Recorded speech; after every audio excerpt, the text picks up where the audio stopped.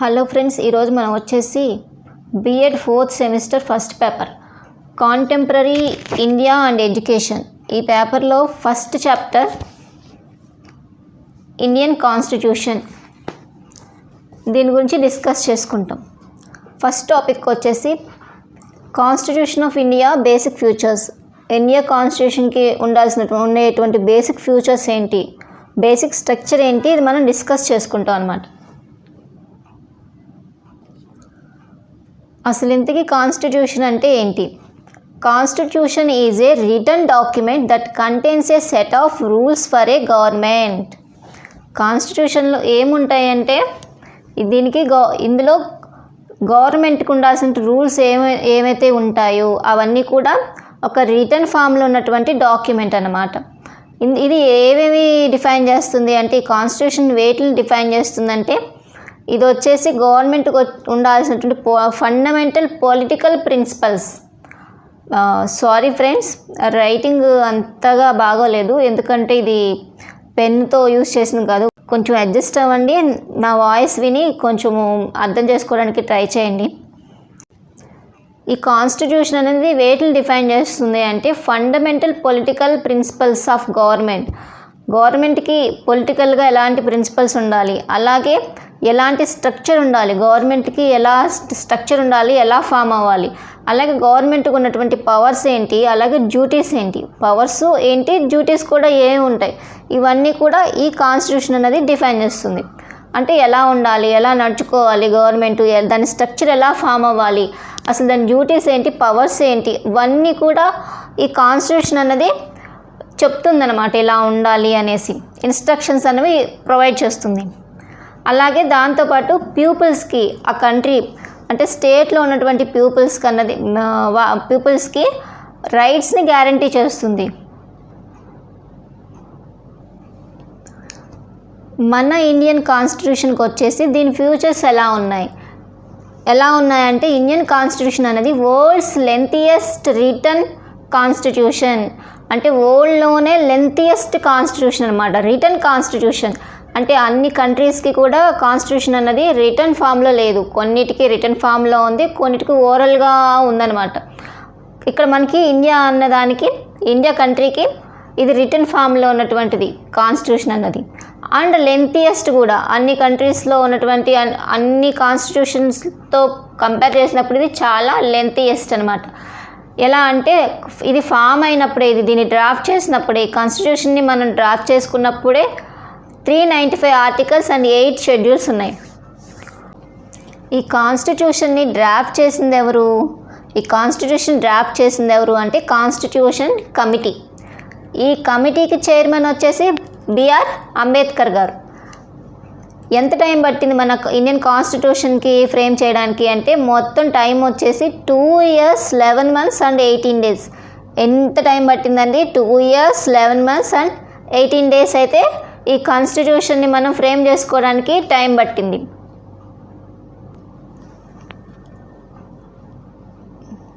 Constitution frame చేసిన తర్వాత ఎవరు సైన్ చేశారు అంటే, ఫస్ట్ సైన్ చేసింది డాక్టర్ రాజేంద్ర ప్రసాద్ గారు అనమాట, అప్పటి ప్రెసిడెంట్ ఆఫ్ ఇండియా. ఏ ఇయర్లో సైన్ చేశారు అంటే 1949, 26th November 1949. అంటే ఆఫ్టర్ ఇండిపెండెన్స్ తర్వాత రాజేంద్ర ప్రసాద్ గారు మన కాన్స్టిట్యూషన్ని మనం సైన్ చేసుకోవడం జరిగింది. కానీ అయితే 1949 నవంబర్లో సైన్ చేశారు. ఓకే, అప్పటి నుంచి ఇది అమల్లో ఉందా అంటే లేదు. ఎప్పటి నుంచి అప్లికబుల్లోకి వచ్చింది, ఎప్పటి నుంచి యాక్షన్లోకి వచ్చింది మన కాన్స్టిట్యూషన్ అంటే, 26th January 1950 నుంచి మనకి యాక్షన్లోకి వచ్చిందనమాట. ఈ 26th January మనం ఎలా సెలబ్రేట్ చేసుకుంటున్నాం? రిపబ్లిక్ డే కింద సెలబ్రేట్ చేసుకుంటున్నాం. ఇందాక మనం ఇండియన్ కాన్స్టిట్యూషన్ని కమిటీ ఫ్రేమ్ చేసిందని చెప్పుకున్నాం కదా. ఈ కమిటీని ఎవరు అపాయింట్ చేశారు? ఎవరు అంటే కాన్స్టిట్యూయెంట్ అసెంబ్లీ. ఈ అసెంబ్లీ ఎప్పుడు ఫామ్ అయింది? 1946. ఈ అసెంబ్లీ అన్నది 1946లో ఫామ్ అయింది. మరి ఈ అసెంబ్లీ ఎలా ఫామ్ అయింది? కాన్స్టిట్యూషన్ని డ్రాఫ్ట్ చేయడం కోసం కమిటీని ఫామ్ చేసిందేమో కాన్స్టిట్యూషన్ అసెంబ్లీ ఎలా ఫామ్ అయింది? ఎలా ఫామ్ అయిందంటే ఈ కాన్స్టిట్యూషన్ అసెంబ్లీలో ఉన్నటువంటి మెంబర్స్ ఎవరైతే ఉన్నారో వాళ్ళు ఇండైరెక్ట్గా ఎలక్ట్ అయ్యారన్నమాట. Indirect elections by members of provisional legislative assemblies. ఇక్కడ ప్రొవిజనల్ లెజిస్లేటివ్ అసెంబ్లీస్ అని ఎందుకు అన్నామంటే 1946లో ఎలక్షన్స్ అనేవి జరిగాయండి. బ్రిటిష్ రూల్లో ఉన్నటువంటి ఇండియాకి 1946లో ఎలక్షన్స్ జరగడం జరిగింది. 1946 ఎలక్షన్లో మైనారిటీ గ్రూప్స్ని కన్సిడర్ చేయలేదు. మెయిన్ ఎలక్షన్స్ మొత్తం లీడింగ్ ఎవరు అంటే ఇండియన్ కాంగ్రెస్, అప్పుడు ఉన్నటువంటి ఇండియన్ కాంగ్రెస్ అనమాట. ఇంకా అదర్ మైనర్ పార్టీస్ ఏమున్నాయో వాటిని కన్సిడర్ చేయలేదు. అలాగే ఈ ఎలక్షన్స్లో ఎవరెవరు పార్టిసిపేట్ చేశారంటే మన ఇండియాలో ఉన్నటువంటి అప్పుడు స్టేట్స్ పాకిస్తాన్, అలాగే బంగ్లాదేశ్, అలాగే కొన్ని ప్రిన్స్లీ స్టేట్స్ కూడా ఉన్నాయి కదా, అవన్నీ కలిసి ఈ అసెంబ్లీ మెంబర్స్ అన్నది ఎలక్ట్ చేయడం జరిగింది. ఈ ఎలక్షన్ అన్నది సింగిల్ ట్రాన్స్ఫరబుల్ ఓట్ అంటే ఇక్కడ ఆప్షన్స్ ఉంటాయన్నమాట.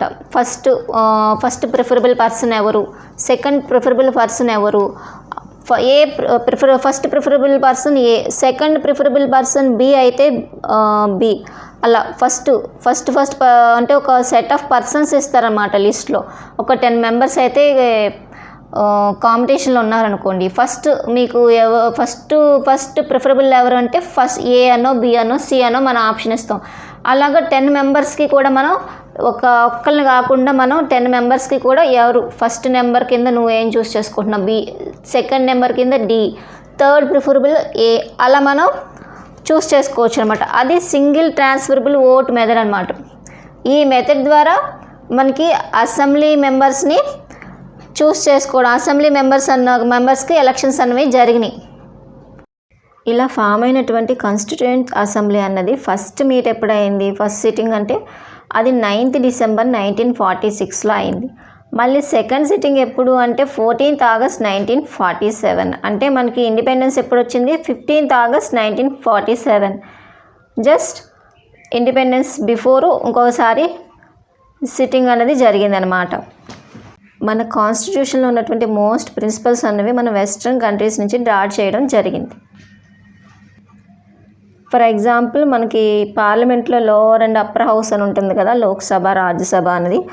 ఈ మోడల్ మనం ఎక్కడి నుంచి డ్రా చేసుకున్నామంటే బ్రిటిష్ పార్లమెంట్ నుంచి డ్రా చేసుకోవడం జరిగింది. ఇంకోటి వచ్చేసి ఫండమెంటల్ రైట్స్ అని ఉన్నాయి కాన్స్టిట్యూషన్లో. ఫండమెంటల్ రైట్స్ ఎక్కడి నుంచి డ్రా చేసుకున్నాం మనం, యుఎస్. మనకున్నటువంటి ఫండమెంటల్ రైట్స్ అనేవి యుఎస్ యొక్క బిల్ ఆఫ్ రైట్స్ అనే వాటికి సిమిలర్గా ఉంటుంది. అలాగే సుప్రీంకోర్టు, దీన్ని కూడా మనం యుఎస్ నుంచి మనం డ్రా చేసుకోవడం జరిగింది. ఫోర్త్ వచ్చేసి రెసిడ్యువల్ పవర్స్. కాన్స్టిట్యూషన్లో లిస్ట్లో యూనియన్, స్టేట్, కాంకరెంట్ లిస్ట్లో లేనటువంటివి ఏదైనా సరే సబ్జెక్ట్ మీద లాస్ట్ చేసేటువంటి పవర్ దేనికి ఉంది, సెంటర్కి ఉంది. అది దేని నుంచి తీసుకున్నాం మనం, కెనడా నుంచి తీసుకున్నాం. 5th వన్ వచ్చేసి powers between centre and states. ఈ డిస్ట్రిబ్యూట్ అన్నది మనం దేన్ని బేస్ చేసుకుని పవర్స్ డిస్ట్రిబ్యూట్ చేసుకున్నాం సెంటర్కి, స్టేట్కి అంటే ఇది మన ఆస్ట్రేలియా నుంచి డ్రా చేసుకున్నాం. ఈ ప్రిన్సిపల్ మన ఆస్ట్రేలియా నుంచి డ్రా చేసుకున్నాం. అలాగే మనకు డైరెక్టివ్ ప్రిన్సిపల్ అన్న వాటిని ఐరిష్ నుంచి డ్రా చేసుకున్నాం. సో ఇలా కాన్స్టిట్యూషన్లో ఉన్నటువంటి మోస్ట్ ప్రిన్సిపల్స్ అనేవి మనం వెస్ట్రన్ కంట్రీస్ నుంచి డ్రా చేసుకోవడం జరిగింది. అలాగే ఈ కాన్స్టిట్యూషన్లో మన షెడ్యూల్స్ని అమెండ్మెంట్ ద్వారా యాడ్ చేసుకోవడానికి కూడా ప్రొవిజన్ కూడా ఉంది. అలాగే మన కాన్స్టిట్యూషన్ అన్నది it is frequently amended in the world. అంటే కొన్ని కంట్రీస్ యొక్క కాన్స్టిట్యూషన్ అన్నవి వెంటనే మనం అమెండ్మెంట్ చేయలేము, చాలా రిజిడ్గా ఉంటాయి అవి. అమెండ్మెంట్ చేయడానికి అంత ఈజీ కాదు. కానీ మనకు వచ్చేసి ఎక్కువగా మనకి ఓల్డ్లోనే చాలా ఫ్రీక్వెంట్గా అమెండ్మెంట్ అవుతుంది.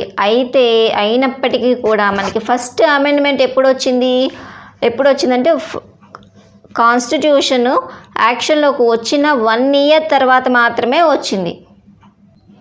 ఆ తర్వాత 1915 నుంచి కూడా మనకి అప్రాక్సిమేట్గా పర్ ఇయర్ వచ్చేసి 2 amendments దాకా మనకి పాస్ అవ్వడం జరుగుతుంది. అసలు ఈ అమెండ్మెంట్ చేయాలంటే దానికి మినిమం క్వాలిఫికేషన్ చెప్పుకున్నాం కదా, దాని ప్రొసీజర్. అసలు ఈ అమెండ్మెంట్ చేయడానికి ప్రొసీజర్ ఏంటంటే quorum of half of the members of the each house అంటే క్వారమ్ అంటే ఇక్కడ కనీస సంఖ్య. మినిమం నెంబర్స్ ఎంత ఉండాలంటే half of the numbers presence ఉండాలి. ఈచ్ హౌస్లో కూడా లోక్సభలో ఎంతమంది టోటల్ మెంబర్స్ ఎంతమంది ఉన్నారో at least half of the members presence ఉండాలి. అలాగే రాజ్యసభలో కూడా half of the members presence ఉండాలి. టోటల్ మెంబర్స్లో half of the members presence అయి ఉండాలి. ప్లస్ వాళ్ళల్లో 2/3 ఆఫ్ ద మెజారిటీ ఓట్ అన్నది అమెండ్మెంట్ చేయడానికి ఓటు ద్వారా 2/3 మెజారిటీ ఓటింగ్ అన్నది ఉండాలి అమెండ్మెంట్ కోసం అవుతుంది. ఏదైనా అమెండ్మెంట్ చేయాలంటే అప్పుడే పాసిబుల్ అవుతుంది. మన ఇండియన్ కాన్స్టిట్యూషన్ వచ్చేసి క్వాసీ ఫెడరల్ సిస్టమ్ని ఎస్టాబ్లిష్ చేసింది. ఫెడరల్ సిస్టమ్ అంటే ఏంటి, మనకి ఏదైనా పవర్స్ ఏవైతే ఉన్నాయో అవి స్టేట్స్కి కూడా అలాగే సెంటర్కి కూడా డిస్ట్రిబ్యూట్ అవుతూ ఉంటాయి అన్నమాట. ఇక్కడ మనకు వచ్చేసి క్వాసీ అంటే పాక్షికంగా పార్షియల్గా కంప్లీట్గా డిస్ట్రిబ్యూట్ అవ్వు. కొన్ని మోర్ పవర్స్ ఎక్కడ ఉంటాయి, సెంటర్ దగ్గరే ఉంటుంది. మనకు వచ్చేసి స్టేట్స్కి కొద్దిగా పవర్స్ తక్కువగా ఉంటాయి. అందుకని మనం క్వాసీ ఫెడరల్ సిస్టమ్ అన్నాం. ఎందుకు ఇలా అంటే యూనిటీని డెవలప్ చేయడానికి, యూనిటీ తీసుకురావడానికి, నేషనలిజం అన్న ఫీలింగ్ ప్లస్ యూనిటీ ఎక్కువగా ఉండాలి అనేసి పవర్స్ ఈ సెంటర్కి ఎక్కువ ఇస్తే యూనిటీగా ఉండొచ్చు అనే ఉద్దేశంతో మనం క్వాసీ ఫెడరల్ సిస్టమ్ వైపే వెళ్ళాము. సో క్వాసీ ఫెడరల్ సిస్టంలో ఏంటంటే అవుట్వర్డ్ స్ట్రక్చర్ అన్నది ఫెడరల్గానే కనిపిస్తుంది. సింపుల్గా చెప్పాలంటే స్పిరిట్ మాత్రం యూనిటరీగా ఉంటుంది. స్ట్రక్చర్ ఫెడరల్గా కనిపించినప్పటికీ దాని స్పిరిట్ అన్ని యూనిటీని ఎంకరేజ్ చేస్తుంది. యూనియన్ గవర్నమెంట్ అన్నది రీజనల్ గవర్నమెంట్స్ అంటే స్టేట్స్తో కంపేర్ చేసినప్పుడు స్ట్రాంగర్గా ఉంటుంది. మనకి కాన్స్టిట్యూషన్ అనేది ఇవల్యూషనరీలో ఒక ప్రొడక్ట్ కింద చెప్పుకోవచ్చు. ఇవల్యూషనరీ ప్రొడక్ట్ అని ఎలా చెప్పుకోవచ్చు అంటే మన కాన్స్టిట్యూషన్లో ఫెడరలిజం అని ఇంట్రడ్యూస్ చేసింది ఎప్పుడు అంటే గవర్నమెంట్ ఆఫ్ ఇండియన్ యాక్ట్ 1935లోనే ఇంట్రడ్యూస్ చేయడం జరిగింది. అంటే బిఫోర్ ఇండిపెండెన్స్. అక్కడి నుంచి మనం డ్రా చేసుకుంటూ వచ్చాం. అక్కడ ఉన్నటువంటి కొన్ని ప్రిన్సిపల్స్ నుంచి అంటే మనకి బిఫోర్ ఇండిపెండెన్స్లో ఉన్నటువంటి కొన్ని ప్రిన్సిపల్స్ ఏవైతే మనకి ఉన్నాయో ఆ వాటి నుంచి కూడా మనం కొన్ని డ్రా చేసుకోవడం అనేది జరిగింది. అయితే మనం కాన్స్టిట్యూషన్లో ఫెడరలిజం గురించి ఫస్ట్ ఆర్టికల్లోనే ఇంట్రడ్యూస్ చేసుకుంటాం. ఎలా అంటే India that is Bharat shall be union of states. ఇక్కడ ఏమన్నారండి, ఇండియా దట్ ఈస్ భారత్.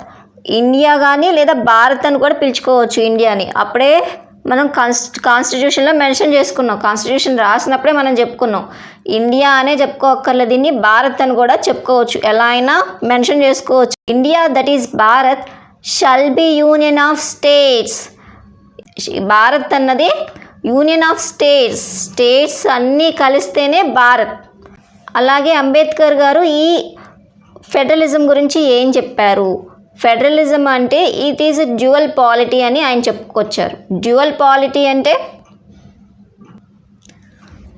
ఆయన మీనింగ్లో డ్యూయల్ పాలిటీ అంటే సెంటరు అన్నది యూనియన్ అన్నది సెంటర్లో ఉంటుంది, స్టేట్స్ పెరిఫెరీగా ఉంటాయి, పవర్స్ అన్నవి డిస్ట్రిబ్యూట్ అవుతూ ఉంటాయి. అయితే ఏది కూడా ఏ స్టేట్ అన్నది సెంటర్కి సబార్డినేట్ కాదు, అలాగే సెంటర్ అనేది స్టేట్స్కి సుపీరియర్గా కూడా కాదనమాట. అంటే కోఆపరేషన్ ద్వారా మనకి ఇక్కడ రూలింగ్ అన్నది జరుగుతుంది అనేటువంటిది ఒపీనియన్ అంబేద్కర్ గారిది.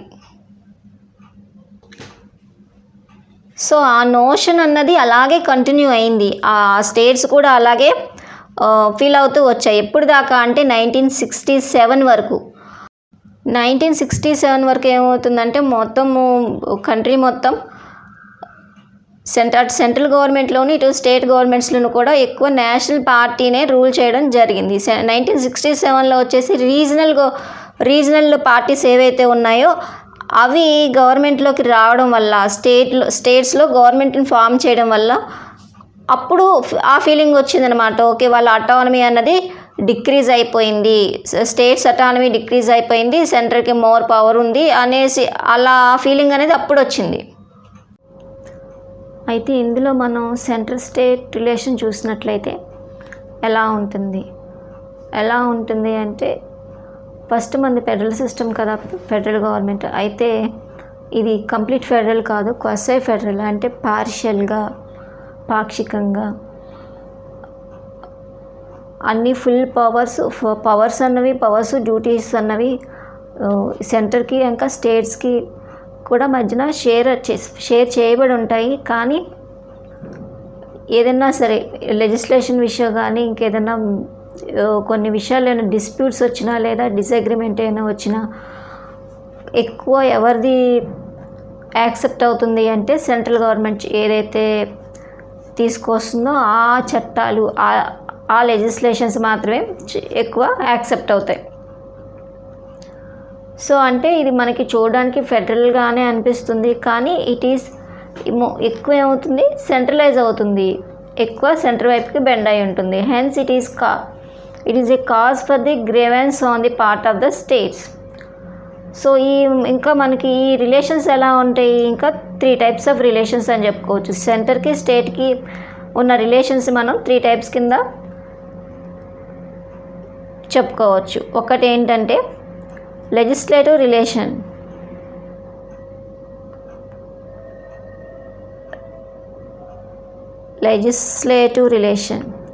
సెకండ్ వచ్చేసి executive and administrative relation,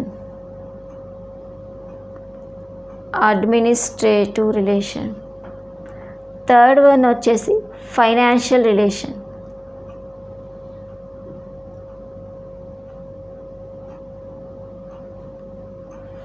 financial relationship.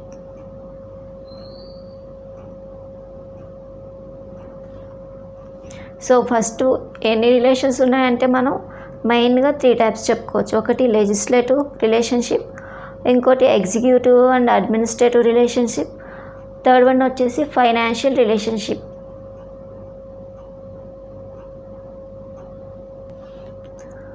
Legislative relationship అంటే ఏమొస్తాయి ఇందులో అంటే ఏదైనా చట్టాలు చేయాలంటే ఏదైనా దేని గురించి అన్నా సరే ఒక బిల్లు పాస్ చేయాలన్నా సరే, సో ఇవన్నీ కూడా ఇలాంటివన్నీ కూడా లెజిస్లేటివ్ వర్క్ కింద వస్తాయి. ఈ లెజిస్లేటివ్ రిలేషన్ ఎలా ఉంటుంది, లెజిస్లేటివ్ విషయంలో సెంటర్కి స్టేట్కి ఉన్న రిలేషన్ ఎలా ఉంటుంది. ఎగ్జిక్యూటివ్ కింద ఏమొస్తుంది, దాన్ని మనం చేసిన లెజిస్లేషన్స్ ఏవైతే ఉన్నాయో బిల్స్ అవి దానికి అకార్డింగ్ టు వర్క్ జరుగుతుందా లేదా, ప్రాపర్ వర్క్ అనేది జరుగుతుందా లేదా అవన్నీ మనం చూసుకుంటాం కదా, అది ఎగ్జిక్యూటివ్ అనమాట. అలాగే అడ్మినిస్ట్రేషన్, ఈ విషయంలో సెంటర్కి స్టేట్కి మధ్య రిలేషన్స్ ఎలా ఉంటాయి. థర్డ్ ఫైనాన్షియల్ రిలేషన్షిప్ అంటే మనీ పరంగా ఎంత స్పెండ్ చేయాలి అంటే ఇన్కమ్ అలాగే ఎక్స్పెండిచర్ మీద ఎలా తీసుకునేటువంటి డెసిషన్స్ అనేవి సెంటర్కి స్టేట్కి ఈ విషయంలో రిలేషన్స్ ఎలా ఉంటాయి, ఏది ఎక్కువ రోల్ ప్లే చేస్తుంది అనేటువంటివి మనం ఇప్పుడు డిస్కస్ చేసుకుంటాం. మళ్ళీ ఈ లెజిస్లేటివ్ పరంగా సెంటర్కి స్టేట్కి ఎలాంటి రిలేషన్షిప్ ఉంటుందంటే దీన్ని మళ్ళీ 3 టైప్స్ కింద డివైడ్ చేసుకుంటాం. ఒకటి యూనియన్ లిస్ట్, సెకండ్ వన్ వచ్చేసి స్టేట్ లిస్ట్, థర్డ్ వన్ వచ్చేసి concurrent list. Union list, state list, concurrent list. మన కాన్స్టిట్యూషన్ అన్నది పవర్స్ ఎలా ఇచ్చింది అంటే కొన్ని చట్టాలు చేయడానికి ఏమో పవర్స్ యూనియన్కి ఇచ్చింది సెంటర్కి, అలాగే కొన్ని చట్టాలు చేయడానికి స్టేట్కి పర్మిషన్స్ ఇచ్చింది. అలాగే కాంకరెంట్ లిస్ట్లో ఏదైతే ఉన్నాయో టాపిక్స్ వాటి మీద చట్టాలు చేసే అధికారం ఎవరికి ఉంటుంది అంటే యూనియన్ గవర్నమెంట్కి ఉంటుంది, అలాగే స్టేట్ గవర్నమెంట్కి కూడా ఉంటుంది. యూనియన్ లిస్ట్లో ఉన్నటువంటి వాటి మీద అంటే సెంట్రల్ గవర్నమెంట్ వచ్చేసి చట్టాలు చేయగలదు. స్టేట్ లిస్ట్లో ఉన్నటువంటి సబ్జెక్ట్స్ మీద స్టేట్ గవర్నమెంట్ చట్టాలు తీసుకురాగలదు. అలాగే కాంకరెంట్ లిస్ట్లో ఉన్నటువంటి వాటి మీద మనకి సెంట్రల్ అండ్ స్టేట్ రెండు కూడా చట్టాలు తీసుకురాగలవు. ఎగ్జాంపుల్ ఫర్ కాంకరెంట్ లిస్ట్ అంటే ఎడ్యుకేషన్. ఒకప్పుడు మనకి ఎడ్యుకేషన్ అనేది స్టేట్ లిస్ట్లో ఉండేది, ఇప్పుడు దాన్ని అమెండ్మెంట్ ద్వారా మనకి కాంకరెంట్ లిస్ట్లోకి తీసుకొచ్చారు. కాంకరెంట్ లిస్ట్లోకి తీసుకొచ్చిన తర్వాత ఇప్పుడు మనకి స్టేట్ గవర్నమెంట్తో పాటు మనకి సెంట్రల్ గవర్నమెంట్ కూడా ఇప్పుడు మనకి ఎడ్యుకేషన్ గురించి ఏదైనా సరే చట్టాలు అనేది తీసుకురాగలదు. అయితే ఈ మనం చెప్పుకున్నటువంటి ఫస్ట్ యూనియన్ లిస్ట్లో ఎన్ని ఉన్నాయంటే సబ్జెక్ట్స్ వచ్చేసి 100 సబ్జెక్ట్స్. అయితే యూనియన్ లిస్ట్లో వచ్చేసి 100 సబ్జెక్ట్స్ ఉన్నాయి. అవి ఏంటివి అంటే ఈ సబ్జెక్ట్స్ అన్నవి ఆల్ ఇండియా ఇంపార్టెన్స్ రిలేటెడ్ అమ్మా. ఒక స్టేట్కి కానీ లేకపోతే లేదా కొన్ని స్టేట్స్కి రిలేటెడ్ కాకుండా ఓవరాల్ ఇండియాకి మొత్తం రిలేటెడ్గా ఉన్నటువంటి చాలా ఇంపార్టెంట్ అన్నవి అన్నీ కూడా మనకి యూనియన్ లిస్ట్ కిందకే ఉన్నాయి. ఫర్ ఎగ్జాంపుల్ డిఫెన్స్ తీసుకోండి. డిఫెన్స్ అన్నది యూనియన్ లిస్ట్లోనే ఉంది. అది చాలా ఇంపార్టెంట్ కదా. సెక్యూరిటీ పర్పస్, నేవల్ అది కూడా సెక్యూరిటీ పర్పస్, అది కూడా యూనియన్ లిస్ట్లోనే ఉంది. అలాగే military, air force, atomic energy, అలాగే ఫారిన్ అఫైర్స్ అంటే వేరే మనకి అదర్ కంట్రీస్తో ఎలాంటి రిలేషన్స్ ఉండాలి అవి మనకి స్టేట్ గవర్నమెంట్ లిస్ట్లో ఉండవు, అవి సెంట్రల్ గవర్నమెంట్ లిస్ట్లోనే ఉంటాయి యూనియన్ లిస్ట్లో. అలాగే రైల్వేస్ కూడా, రైల్వే డిపార్ట్మెంట్ కూడా దేనికి అండర్లో ఉంటుంది, అవి సెంట్రల్ గవర్నమెంట్. వాటికి ఉన్న జాబ్స్కి నోటిఫికేషన్ వస్తే అది నోటిఫికేషన్ ఇచ్చేటువంటి వాళ్ళు ఎవరు, సెంట్రల్ గవర్నమెంట్, స్టేట్ గవర్నమెంట్ కాదు. ఫర్ ఎగ్జాంపుల్ గ్రూప్స్ తీసుకున్నాం అనుకోండి, అది స్టేట్ గవర్నమెంట్. ఇప్పుడు RRB railway recruitment board notification ఇచ్చింది అనుకోండి, అది దేనికి అండర్ ఇస్తుంది, సెంట్రల్ గవర్నమెంట్ అండరే ఇస్తుంది. ఇది యూనియన్ లిస్ట్ కిందకి వస్తుంది కాబట్టి. సో టోటల్ 100 ఉంటే అందులో ఇంపార్టెన్స్ అన్నవి ఏమిటివి, defence, naval, military, air force, atomic energy, foreign affairs, ఇలాంటివన్నీ కూడా యూనియన్ లిస్ట్లో ఉన్నటువంటి మరీ ఇంపార్టెంట్ సబ్జెక్ట్స్ అనమాట. ఇకపోతే స్టేట్ లిస్ట్ అనమాట. స్టేట్ లిస్ట్లో టోటల్ 61 సబ్జెక్ట్స్ ఉన్నాయి. మెయిన్గా అందులో మెయిన్ సబ్జెక్ట్స్ ఏంటంటే ఎగ్జాంపుల్గా తీసుకున్నట్లయితే వీటికి public order, police, prison, public health అనమాట. ఇవన్నీ కూడా స్టేట్ లిస్ట్ కిందకు వస్తాయి. పోలీస్, ఇప్పుడు మనకి పోలీస్ చూసినట్టే పోలీస్ డిపార్ట్మెంట్ అంతా కూడా మనకి స్టేట్ లిస్ట్లోనే ఉంటుంది. అలాగే హెల్త్ కూడా స్టేట్ లిస్ట్లోనే ఉంటుంది. టోటల్ 61 సబ్జెక్ట్స్ అన్నీ కూడా స్టేట్ లిస్ట్లో ఉంటాయి. ఈ మెయిన్ వచ్చేసి రీజనల్ ఇంట్రెస్ట్ మీద బేస్ చేసుకుని ఉంటుంది. ఇక్కడ లాస్ అన్నీ కూడా రీజనల్ ఇంట్రెస్ట్ మీదే బేస్ చేసుకుని ఉంటుంది. నేషనల్ లెవెల్ కాకుండా ఓన్లీ రీజనల్, ఆ పర్టికులర్ స్టేట్కి ఎలా బెనిఫిట్ అవుతుంది దాన్ని బేస్ చేసుకుని అన్నీ కూడా లాస్ అని చేసుకోవడం జరుగుతుంది. నెక్స్ట్ వచ్చేసి కాంకరెంట్ లిస్ట్. కాంకరెంట్ లిస్ట్లో వచ్చేసి టోటల్ 52 సబ్జెక్ట్స్ ఉన్నాయి. అయితే ఇందులో లాస్ ఎవరు చేయొచ్చు, యూనియన్ చేయొచ్చా లేదా స్టేట్ చేయొచ్చా అంటే ఇందులో ఉన్నటువంటి సబ్జెక్ట్స్ ఏవైతే ఉన్నాయో అవి రెండిటికి కూడా అంటే ఈ రెండిటికి అంటే యూనియన్కి, స్టేట్కి కూడా ఇంట్రెస్ట్ అయినటువంటి ఈ రెండిటికి బెనిఫిట్. సో లాస్ అనేవి ఎవరు చేస్తారు అంటే ఇందులో యూనియన్ ప్లస్ స్టేట్ గవర్నమెంట్ కూడా రెండు కలిసి మనకి కాంకరెంట్ లిస్ట్లో ఉన్న సబ్జెక్ట్ మీద లాస్ అనేవి పాస్ చేయొచ్చు. అయితే ఇలా పాస్ చేసినప్పుడు యూనియన్ గవర్నమెంట్కి అలాగే స్టేట్ గవర్నమెంట్కి ఏదైనా కాన్ఫ్లిక్ట్ కనుక ఏదైనా ఫేస్ అయితే, కాన్ఫ్లిక్ట్ ఫామ్ అయితే ఇప్పుడు ఏది ప్రిఫర్ చేస్తారు అంటే యూనియన్ లా ఏదైతే ఉందో అదే దట్ విల్ ప్రివైల్ అనమాట. యూనియన్ లిస్ట్ కింద మనకి 100 సబ్జెక్ట్స్ ఉంటే స్టేట్ లిస్ట్ కింద 61 సబ్జెక్ట్ ఇచ్చారు. మళ్ళీ కాంకరెంట్ లిస్ట్ కింద 52 సబ్జెక్ట్స్ ఉన్నాయి. అంటే టోటల్గా ఎక్కువ సబ్జెక్ట్స్ ఎవరి దగ్గర ఉన్నాయంటే యూనియన్ లిస్ట్లోనే ఎక్కువ సబ్జెక్ట్స్ ఉన్నాయి. అలాగే మోర్ పవర్స్ ఎవరికి ఇచ్చారు, యూనియన్కే ఇచ్చారు. మనకి ఫెడరల్ గవర్నమెంట్ అంటున్నాం కానీ ఏదైనా కాన్ఫ్లిక్ట్ వచ్చినప్పుడు ఎక్కువ పవర్స్, అంటే ఇప్పుడు ఏదైనా చట్టం చేయడానికి ఎక్కువ పవర్స్, ఎక్కువ సబ్జెక్ట్ మీద ఎక్కువ పవర్స్ ఇచ్చింది దేనికి, యూనియన్ గవర్నమెంట్కి ఇచ్చాం. అదే కాకుండా ఇన్ కేస్ ఏదైనా కాంకరెంట్ లిస్ట్లో ఉండి రెండు కూడా చట్టాలు చేసినప్పుడు ఏదైనా కాన్ఫ్లిక్ట్ వస్తే ఏది ఎక్కువ వ్యాలిడ్ అవుతుందంటే యూనియన్ గవర్నమెంట్ చేసినటువంటి లాస్ ఏవైతే ఉన్నాయో అవే మోర్ ప్రివైల్ అవుతాయి అన్నమాట. అంటే ఇప్పుడు మనకి ఇలా మనం ఏం చెప్పుకోవచ్చు, క్వాసీ ఫెడరల్ సిస్టమ్ అని చెప్పుకోవచ్చు. అంటే మనం చూడడానికి ఫెడరల్ లాగా అనిపిస్తుంది స్ట్రక్చర్ వచ్చేసి, కానీ మనకి స్పిరిట్ ఏంటి, యూనిటరీ. అంటే మనకి స్టేట్ కన్నా నేషనల్ అన్నది ప్రిఫర్ చేసాం అనమాట. నేషనల్ యూనిటీని ప్రిఫర్ చేసాము. మనం ఇంతకుముందు లెజిస్లేటివ్ పవర్స్లో వచ్చేసి 3 లిస్ట్ చెప్పుకున్నాం కదా లెజిస్లేటివ్ రిలేషన్స్లో. ఆ 3 లిస్ట్లో వచ్చేసి యూనియన్, స్టేట్, కాంకరెంట్ లిస్ట్ అని చెప్పుకున్నాం.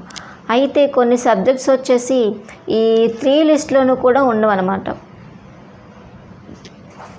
సో ఏవైతే 3 లిస్ట్లోనూ కూడా మెన్షన్ చేయకుండా ఉన్నటువంటి సబ్జెక్ట్స్ ఏవైతే ఉంటాయో వాటిని మనం రెసిడ్యువరీ పవర్స్ అంటాం. ఫర్ ఎగ్జాంపుల్ మనం యూఎస్ఏ తీసుకున్నాం, యునైటెడ్ స్టేట్స్ ఆఫ్ అమెరికా, అలాగే ఆస్ట్రేలియా కూడా. ఈ రెసిడ్యువల్ పవర్స్ ఏదైతే అంటే కాన్స్టిట్యూషన్లో 3 లిస్ట్ కింద సబ్జెక్ట్ని ఏవైతే సబ్జెక్ట్స్ ఉన్నాయో అవి డివైడ్ చేయబడ్డాయి కదా అన్ని సబ్జెక్ట్స్. ఒకటి వచ్చేసి కొన్ని యూనియన్ లిస్ట్కి వచ్చేస్తే కొన్ని స్టేట్కి, కొన్నిటికి కొన్ని సబ్జెక్ట్ని వచ్చేసి కాంకరెంట్ లిస్ట్లోనూ అలా డివైడ్ చేయడం జరిగింది. ఈ 3 లిస్ట్లోనూ లేనటువంటి సబ్జెక్ట్స్ ఏవైతే ఉన్నాయో ఆ రెసిడ్యువరీ పవర్స్ అన్నవి ఎవరికి ఇచ్చారు? యుఎస్ఏలో కానీ ఆస్ట్రేలియా కానీ, అంటే ఆస్ట్రేలియా ఇంకా యుఎస్లో ఎవరికి ఇచ్చారు అంటే స్టేట్స్కే ఇవ్వడం జరిగింది. అదే మన ఇండియాకి వచ్చినప్పుడు ఏమైంది? ఈ రెసిడ్యువరీ పవర్స్ అన్నవి సెంటర్కి ఇవ్వడం జరిగింది. సో ఇలా ఇవ్వడం వల్ల ఏమైంది? యూనియన్ అనేది స్ట్రాంగ్ అయింది. When compare to states union government అన్నది మన ఇండియాలో స్ట్రాంగ్ అయింది స్టేట్ గవర్నమెంట్తో కంపేర్ చేసినప్పుడు. మనం ఇప్పటివరకు ఏం చెప్పుకుంటున్నాం? లెజిస్లేటివ్ రిలేషన్సే చెప్పుకుంటున్నాం. లెజిస్లేటివ్ రిలేషన్స్ అంటే లాస్ చేయడానికి యూనియన్కి ఎలాంటి పవర్స్ ఉన్నాయి, స్టేట్కి ఎంత పవర్ ఉంది, ఏ లిస్ట్లో స్టేట్కు సంబంధించి ఏ లిస్టుకి సంబంధించి ఏ సబ్జెక్ట్ సంబంధించి స్టేట్ లాస్ చేయగలదు, అలాగే ఏ సబ్జెక్ట్స్ మీద యూనియన్ గవర్నమెంట్ లాస్ పాస్ చేయగలదు, అలాగే ఏ సబ్జెక్ట్స్ మీద ఈ స్టేట్ అండ్ సెంట్రల్ గవర్నమెంట్ రెండూ కలిసి లాస్ పాస్ చేయగలవు చెప్పుకున్నాం. అలాగే మిగిలిపోయినటువంటి సబ్జెక్ట్స్ ఏవైతే ఉన్నాయో అవి రెసిడ్యువల్ పవర్స్, అవి ఎక్కువ వాటి మీద లాస్ పాస్ చేసే రైట్ దేనికి ఉందని చెప్పుకునేంతవరకు సెంట్రల్ గవర్నమెంట్కి ఉంది. ఇంతవరకు క్లియర్గా ఉంది. అయితే ఇప్పుడు నెక్స్ట్ వచ్చేసి మనం యూనియన్ లిస్ట్లో ఉన్నటువంటి వాటికి సెంట్రల్ గవర్నమెంట్ అనేది లాస్ పాస్ చేయగలదని చెప్పుకున్నాం. అలాగే స్టేట్ లిస్ట్లో ఉన్నటువంటి వాటికి అంటే ఆ సబ్జెక్ట్స్ మీద స్టేట్ గవర్నమెంట్ మాత్రమే లాస్ పాస్ చేయగలదు. అయితే ఇక్కడ ఏమంటున్నాడంటే power of parliament to legislate on state list. Parliament ఏంటి ఇక్కడ? సెంట్రల్ గవర్నమెంట్ అదేం చేయగలదు? స్టేట్ లిస్ట్లో ఉన్నటువంటి సబ్జెక్ట్ మీద కూడా అది లాస్ని పాస్ చేయగలదు. అయితే ఎలా పాస్ చేయగలదు? ఏ కండిషన్లో లాస్ని పాస్ చేయగలదు? ఎవరు పాస్ చేయగలరు? లోక్సభ పాస్ చేయగలదా? రాజ్యసభ పాస్ చేయగలదా? అంటే ఇక్కడ రాజ్యసభ పాస్ చేయగలదు. ఎందుకంటే రాజ్యసభని ఏమనుకుంటాము? రాష్ట్రాల సభ అని చెప్పుకుంటాం. రాజ్యసభని రాష్ట్రాల సభ అని చెప్పుకుంటాం. సో రాజ్యసభ మాత్రమే ఈ డెసిషన్ అనేది తీసుకోగలదు.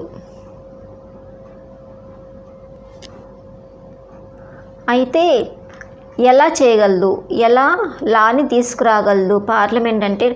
రాజ్యసభలో ఎవరైనా సరే రాజ్యసభలో ఒక రిజల్యూషన్ అనేది పాస్ అయ్యి అది 2/3 మెంబర్స్ అన్నది 2/3 మెంబర్స్ ఓటింగ్తో కనుక ఆ బిల్లు ఆ లా అన్నది పాస్ అయితే అప్పుడు పార్లమెంట్ అనేది ఏం చేయగలదు? ఆ సబ్జెక్ట్ మీద అంటే స్టేట్ లిస్ట్లో ఉన్న ఒక పర్టికులర్ సబ్జెక్ట్ మీద అనేది లా చేయగలదు అన్నమాట. అయితే ఇవే కాకుండా నేషనల్ ఎమర్జెన్సీ టైంలో యూనియన్ గవర్నమెంట్ అన్నది స్టేట్ లిస్ట్లో ఉన్న ఏ సబ్జెక్ట్ మీద అయినా కూడా లాస్ అనేది పాస్ చేయగలదు.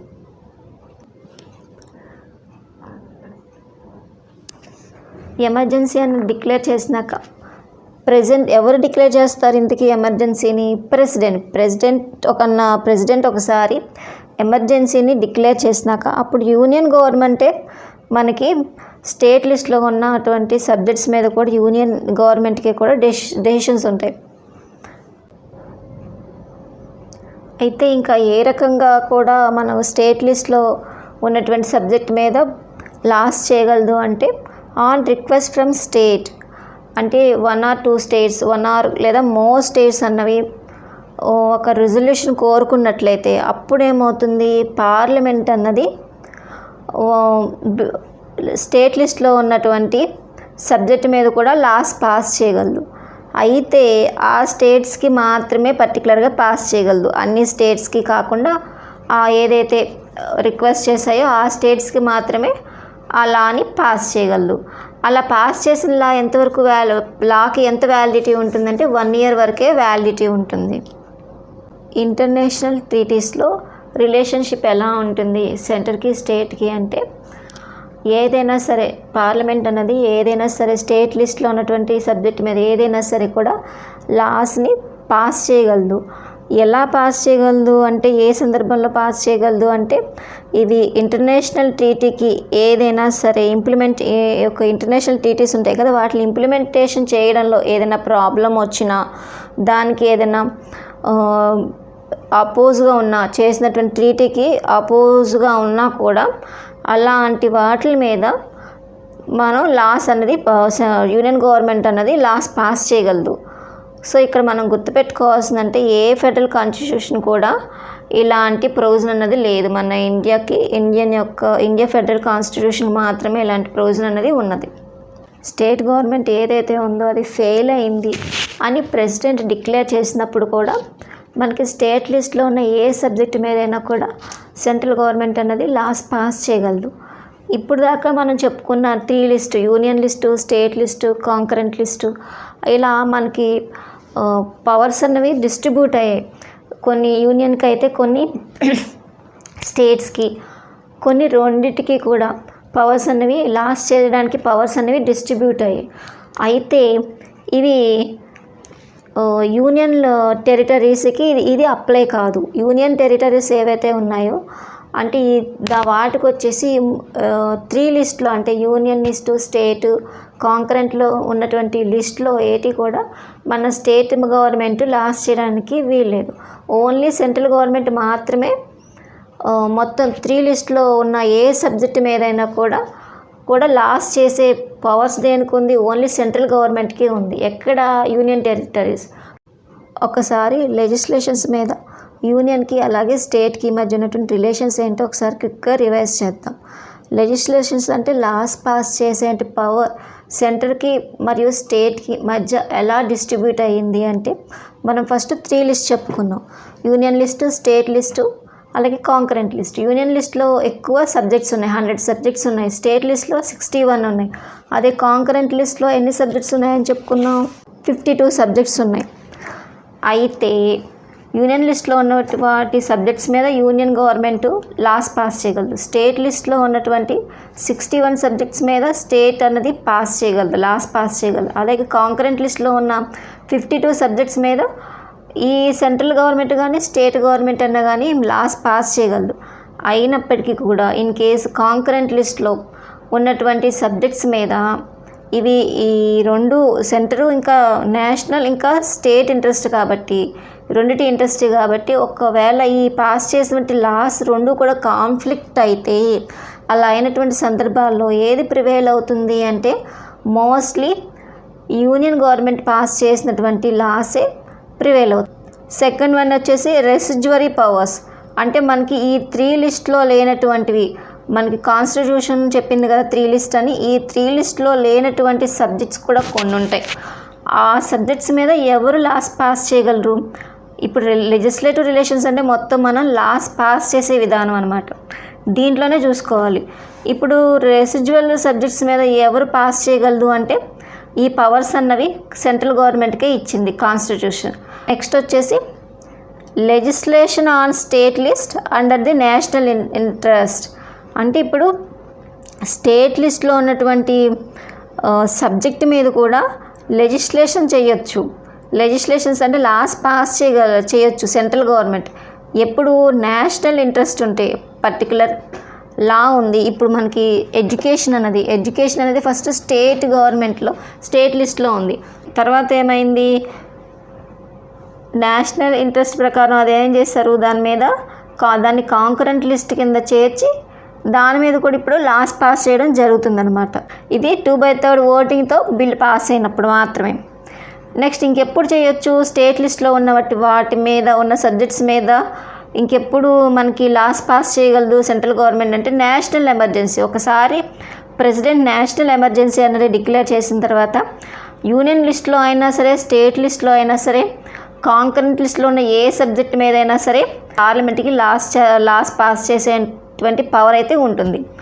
అలాగే ఇంకోటి స్టేట్స్ రిక్వెస్ట్ చేసినప్పుడు లేదా ఒకటి లేదా అంతకన్నా ఎక్కువ స్టేట్స్ మాకు పలానా దాని మీద లాస్ పాస్ చేయండి, ఇది మాడిఫై చేయండి అని రిక్వెస్ట్ చేసినప్పుడు కూడా పార్లమెంటు కొంచెం ఇంటర్వ్యూన్ అయిపోయి స్టేట్ లిస్ట్లో ఉన్నటువంటి ఏదైనా సబ్జెక్ట్ మీద లా అన్నది పాస్ చేయగలదు. అన్ని స్టేట్స్కి కాదు, ఏదైతే రిక్వెస్ట్ చేసినాయో ఆ స్టేట్స్కి మాత్రమే ఈ లాస్ పాస్ చేయగలదు. అవి కూడా ఎంతవరకు వ్యాలిడ్ ఉంటుంది, అలా పాస్ చేసిన లా అంటే ఓన్లీ 1 year మాత్రమే వ్యాలిడ్ ఉంటుంది. నెక్స్ట్ వచ్చేసి ఇంటర్నేషనల్ ట్రీటీస్. ఏదైనా ఇప్పుడు మనకి ఇంటర్నేషనల్ ట్రీటీస్ ఉంటాయి కదా, మనకి సెంట్రల్ గవర్నమెంట్ తరపు నుంచి ఇంటర్నేషనల్ ట్రీటీస్ గురించి మనకి స్టేట్ లిస్ట్లో ఉన్న ఏదైనా సరే సబ్జెక్ట్లో స్టేట్స్ చేసిన లాస్ అన్నవి ఇంటర్ఫేర్ చేస్తున్నాయంటే దాన్ని కూడా అప్పుడు ఏం చేస్తుంది యూనియన్ గవర్నమెంట్ ఆ లాస్ని మాడిఫై చేయడానికి లేదా మళ్ళీ స్పెషల్గా స్టేట్ లిస్ట్లో ఉన్న సబ్జెక్టుల మీద కూడా లాస్ చేయడానికి తనకి పవర్స్ ఉన్నాయి. అలాగే ప్రెసిడెంట్స్ రూల్ ఎప్పుడు వస్తుంది అంటే మన స్టేట్ గవర్నమెంట్ ఫెయిల్ అయింది, లా అండ్ ఆర్డర్ విషయంలో ఫెయిల్ అయింది అని ప్రెసిడెంట్ డిక్లేర్ చేసినప్పుడు అప్పుడు ప్రెసిడెంట్ రూల్ కిందకి వస్తుందన్నమాట. అప్పుడు కూడా మనకి ఈ స్టేట్ లిస్ట్లో ఉన్నటువంటి ఏ సబ్జెక్ట్ మీదైనా కూడా యూనియన్ గవర్నమెంట్ అన్నది లాస్ట్ని పాస్ చేయగలదు. అలాగే యూనియన్ టెరిటరీస్ ఇప్పుడు స్టేట్ లిస్ట్లో ఉన్నటువంటి వాటి సబ్జెక్ట్స్ మీద స్టేట్స్కే పవర్ ఉంటుంది మోస్ట్లీ లాస్ పాస్ చేయడానికి. యూనియన్ లిస్ట్లో ఉన్నటువంటి వాటి మీద యూనియన్ అన్నది లాస్ పాస్ చేస్తుంది. యూనియన్ టెరిటరీస్ ఉంటాయి కదా, లిస్ట్లో ఉన్న ఏ సబ్జెక్ట్ మీదైనా సరే లాస్ పాస్ చేయగలిగినట్టు పవర్స్ దేనికి ఉన్నాయంటే ఓన్లీ సెంట్రల్ గవర్నమెంట్కి మాత్రమే, ఓన్లీ పార్లమెంట్ మాత్రమే పాస్ చేయగలదు. ఏ విధంగా చూసినా ఎక్కువ పవర్స్ అనేది యూనియన్ గవర్నమెంట్కి ఇవ్వడం జరిగింది. అలాగే స్టేట్ లిస్ట్లో ఉన్నటువంటి పవర్స్ని కూడా సబ్జెక్ట్స్ని కూడా ఎక్కువ ఏదైనా కాన్ఫ్లిక్ట్ వచ్చిన టైంలో యూనియన్ గవర్నమెంట్కి ఇవ్వడం జరిగింది. అలాగే ఎమర్జెన్సీ టైంలో కానీ ప్రెసిడెంట్ రూల్ కానీ అలాగే యూనియన్ టెరిటరీస్ విషయంలో కూడా మోర్ పవర్స్ అన్నవి దేనికి ఇచ్చాం మనం, సెంట్రల్ గవర్నమెంట్కి. అంటే మన ఫెడరల్ సిస్టమ్ ఏంటి, మన ఇండియా అనేది ఏంటిది ఫెడరల్ సిస్టమే, కానీ ఎక్కువ సెంట్రలైజ్ అయింది.